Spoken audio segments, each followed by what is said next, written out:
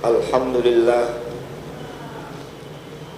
alhamdulillahi rabbil alamin, wa bihi nasta'in ala umurid dunya waddin. Wassalatu wassalamu ala imamil anbiya'i wal muttaqin, sayyidina wa habibina wa syafi'ina wa maulana Muhammadin wa ala alihi wa sahbihi ajma'in. Allahumma salli wa sallim ala sayyidina Muhammadin miftahi babi rahmatillah, adada ma fi ilmillahi salatan wa salaman daimaini bidawami mulkillah, wa ala alihi wa sahbihi wa mawalah, la hawla wa la quwwata illa billah. Amma ba'du, fa ya ibadallah, usikum wa nafsiyal mudhnibah bitaqwallahi wa ta'atihi la'allakum tuflihun. Qala ta'ala, a'udzu billahi minasy syaithanir rajim. Bismillahirrahmanirrahim.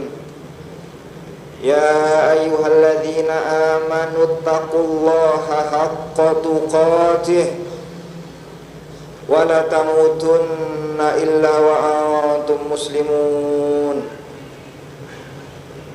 Wa qala an-nabiyyu sallallahu alaihi wasallam, ittaqillaha haitsu ma kunt wa atbi' sayyi'atal hasanata tamhuha wa khaliqin nasa bi khuluqin hasan.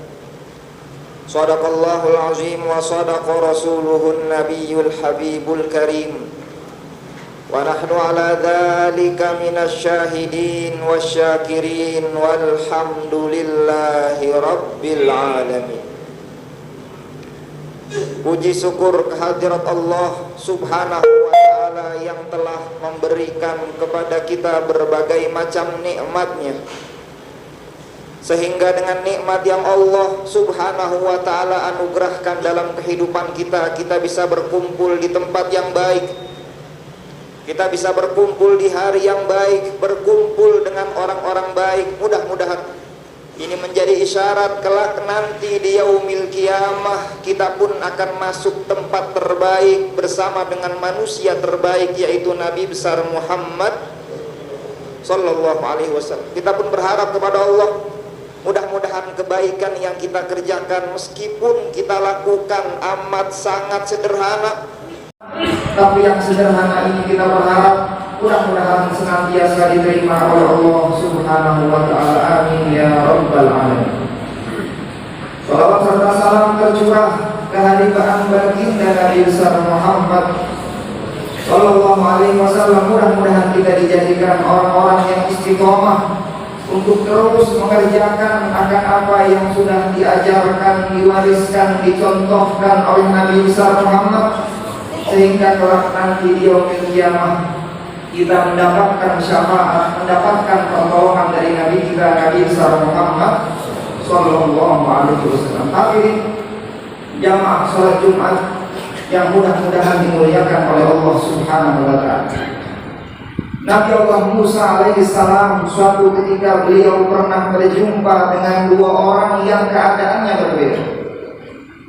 Pertama, Nabi Allah Musa berjumpa dengan seseorang yang menghabiskan hari-harinya, kehidupannya dengan bermaksiat kepada Allah subhanahu wa ta'ala. Tak berlalu hari melainkan orang ini ia habiskan waktunya, kehidupannya dengan melakukan berbagai macam kemaksiatan kepada Allah subhanahu wa ta'ala. Ketika orang yang melakukan kemaksiatan ini berjumpa dengan Nabi Allah Musa alaihissalam, orang ini bertanya dengan mengatakan, wahai Nabi Allah Musa, hendak kemana engkau pergi? Kemudian Nabi Allah Musa menjawab, aku hendak berjumpa dengan Allah subhanahu wa ta'ala. Kemudian orang yang senantiasa melakukan kemaksiatan ini bertanya lagi dengan mengatakan, wahai Musa, kalau memang kau hendak berjumpa dengan Allah, tolong tanyakan kepada Allah, bagaimana nasibku nanti di yaumil qiyamah? Di surgakah aku atau aku masuk ke dalam nerakanya Allah subhanahu wa ta'ala? Kata Nabi Allah Musa, baik, aku akan sampaikan kepada Allah, aku akan tanyakan kepada Allah, bagaimana nasibmu nanti di yaumil qiyamah. Engkau masuk ke dalam surga atau masuk ke dalam nerakanya Allah Subhanahu wa ta'ala. Berlakulah Nabi Allah Musa alaihissalam dan berjumpa dengan orang yang keadaannya berbeda. Bila tadi yang pertama ia habiskan kehidupannya dengan maksiat kepada Allah, yang kedua kali Nabi Allah Musa berjumpa dengan seseorang yang menghabiskan waktunya, kehidupannya, hari-harinya dengan ketaatan kepada Allah Subhanahu wa ta'ala. Ketika Nabi Allah Musa berjumpa dengan orang ini, seseorang yang menghabiskan kehidupannya dengan melakukan berbagai macam aktivitas ketaatan kepada Allah, dia pun bertanya dengan pertanyaan yang sama, bahwasanya bagaimana nasibku nanti di yaumil qiyamah. Kemudian Nabi Allah Musa menjawab permintaan orang itu dengan mengatakan, baik, aku akan sampaikan apa yang kau inginkan. Aku akan tanyakan kepada Allah, bagaimana nasibmu nanti di yaumil qiyamah. Engkau masuk ke dalam surga atau masuk ke dalam nerakanya Allah Subhanahu wa ta'ala. Singkat cerita, berjumpalah Nabi Allah Musa dengan Allah Subhanahu wa ta'ala. Sekembalinya Nabi Allah Musa dengan perjumpaannya dengan Allah Subhanahu wa ta'ala, Nabi Allah Musa berjumpa kembali dengan dua orang. Ketika Nabi Allah Musa berjumpa dengan seseorang yang menghabiskan hari-harinya dengan maksiat kepada Allah, orang ini pun bertanya lagi dengan mengatakan, wahai Musa, bagaimana tanggapan Allah? Bagaimana respon Allah akan pertanyaan yang saya ajukan beberapa saat yang lalu? Kemudian Nabi Allah Musa memberikan kabar kepada orang ini dengan mengatakan, ya fulan, karena engkau menjadi hamba yang jauh dari Allah, karena engkau menjadi hamba yang menghabiskan usiamu dengan maksiat kepada Allah, kau kerjakan apa yang dilarang oleh Allah, justru kau tinggalkan akan apa yang diperintahkan oleh Allah. Allah sampaikan kepadaku bahwasanya nanti di yaumil qiyamah engkau akan masuk ke dalam nerakanya Allah Subhanahu wa ta'ala. Ketika dikabarkan akan hal yang seperti itu, bahwasanya ia akan masuk ke dalam nerakanya Allah, kehidupannya berubah lagi. Yang semula ia tidak takut kepada Allah berubah menjadi hamba yang takut kepada Allah. Yang semula ia menjadi hamba yang jauh dari berbagai macam ketaatan kepada Allah berubah menjadi hamba yang menghabiskan waktunya untuk melakukan berbagai macam ketaatan kepada Allah. Dia bertaubat kepada Allah, dia beristighfar kepada Allah, memohon ampun kepada Allah, karena dia tidak siap bila nanti dia dimasukkan ke dalam nerakanya Allah Subhanahu wa ta'ala. Berlakulah Nabi Allah Musa alaihissalam dan berjumpa dengan orang yang kedua. Orang yang kedua pun mengajukan pertanyaan yang sama dengan mengatakan, wahai Musa, bagaimana tanggapan Allah?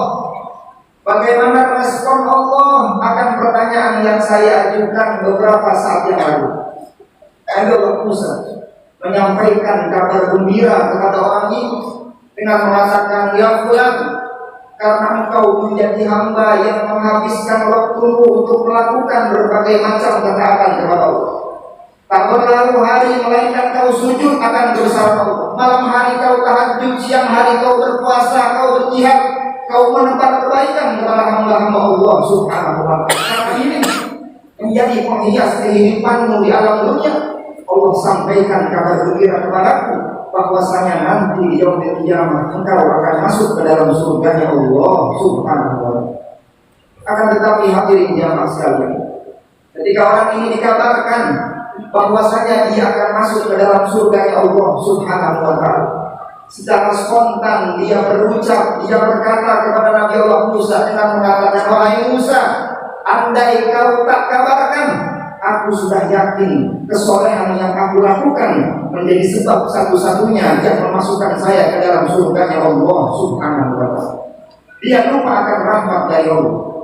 Dia lupa ketika ia mampu bangun di keheningan malam karena taufik hidayah dari Allah. Dia lupa mampu melakukan puasa, menebar kebaikan kepada hamba-hamba Allah adalah anugerah dan taufik dari Allah. Dia menganggap bahwasanya kesolehan yang dia lakukan menjadi sebab satu-satunya yang memasukkan dia ke dalam surganya Allah Subhanahu wa ta'ala. karena ia menjadi orang yang sombong akan kesolehan yang dia lakukan kepada Allah. Ia mengklaim bahwasanya kesolehan yang dia lakukan, puasa ia, sholat ia, tahajud ia, zakat, haji dan lain sebagainya menjadi sebab satu-satunya yang memasukkan dia ke dalam surganya Allah. Karena ia berada dalam keadaan yang sombong seperti itu, Allah sampaikan kepada Nabi Allah Musa dengan mengatakan, wahai Musa, sampaikan kepada orang yang pertama, karena orang yang pertama dia kembali kepada Allah, dia menyesali akan kemaksiatan yang pernah dia lakukan kepada Allah, dia beristighfar, dia bertaubat, memohon ampun kepada Allah, merendahkan dirinya kepada Allah. Sampaikan yang semula dia aku masukkan ke dalam neraka, dia aku pindahkan untuk masuk ke dalam surganya Allah Subhanahu wa ta'ala. Dan sampaikan kepada orang yang kedua, wahai Musa, karena ia menjadi pribadi yang sombong di balik kesolehan yang dia lakukan.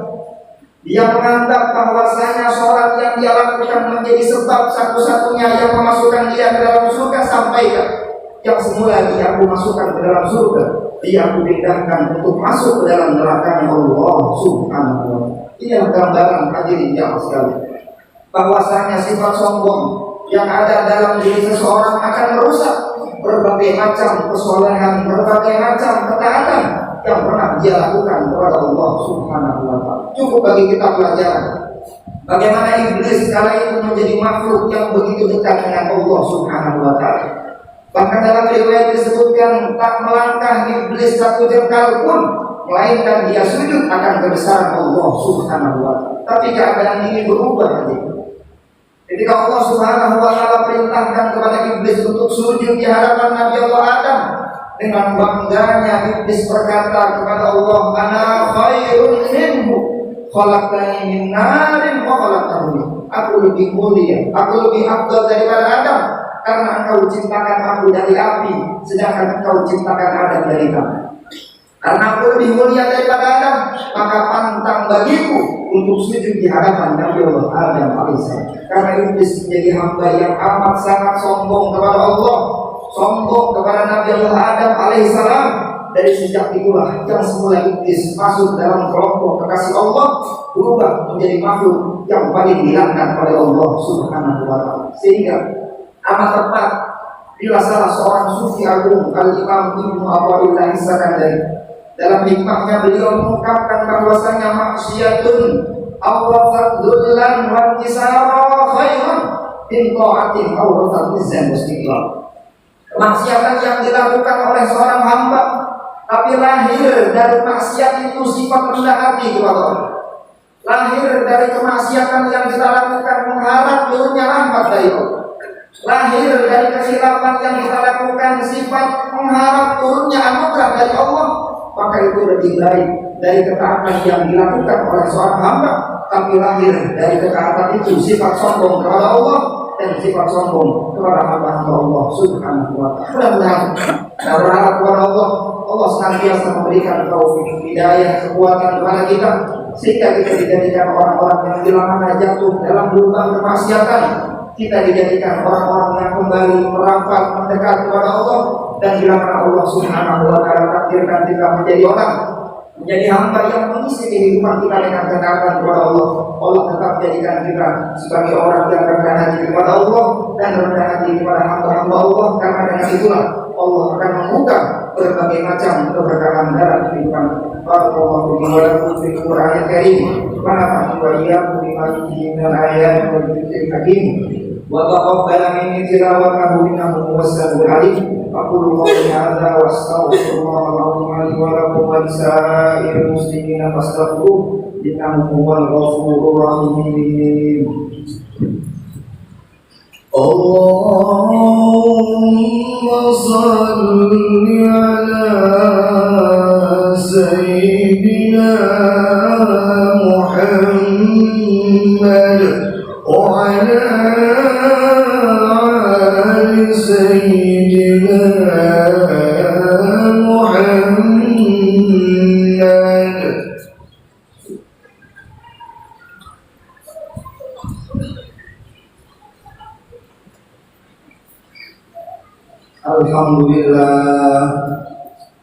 Alhamdulillah hamdan katsiran kama amara وأشهد أن لا إله إلا الله وحده لا شريك له إرغاما لمن جحد به وكفر وأشهد أن سيدنا ونبينا محمدا عبده ورسوله سيد الخلائق والبشر اللهم صل وسلم على سيدنا محمد وعلى آل سيدنا محمد قد فصلت عينهم بنظر وأذنهم بخبر أما بعد فيا عباد الله أوصيكم ونفسي المذنبة بتقوى الله وطاعته لعلكم تفلحون واعلموا أن الله أمركم بأمر بدأ فيه بنفسه وثنى بملائكة المسبحة بقدسه قال تعالى ولم يزل قائلا كريما إن الله وملائكته يصلون على النبي يا أيها الذين آمنوا صلوا عليه وسلموا تسليما وارض اللهم عن الخلفاء الراشدين ساداتنا أبي بكر وعمر وعثمان وعلي وعن بقية الصحابة والتابعين والتابع التابعين لهم بإحسان إلى يوم الدين اللهم أعز الإسلام والمسلمين وانصر من نصر الدين وأعن كلمته إلى يوم الدين واخذل من خذل المسلمين اللهم ارفع عنا البلاء والوباء والربا والزنا والزلازل والفتن والمحن ما ظهر منها وما بطن في بلدنا هذا وعن سائر بلدان المسلمين اللهم اغفر للمسلمين والمسلمات والمؤمنين والمؤمنات الأحياء منهم والأموات إنك سميع قريب مجيب الدعوات يا قاضي الحاجات ويا كافئ المهمات ويا سامع الأصوات ويا فاتح الأبواب ويا غافر الذنوب والخطيئات يا أرحم الراحمين عباد الله إن الله يأمر بالعدل والإحسان وإيتاء ذي القربى وينهى عن الفحشاء والمنكر والبغي يعظكم لعلكم تذكرون فاذكروا الله العظيم يذكركم واشكروه على نعمه يزدكم واسألوه من فضله يعطكم ولذكر الله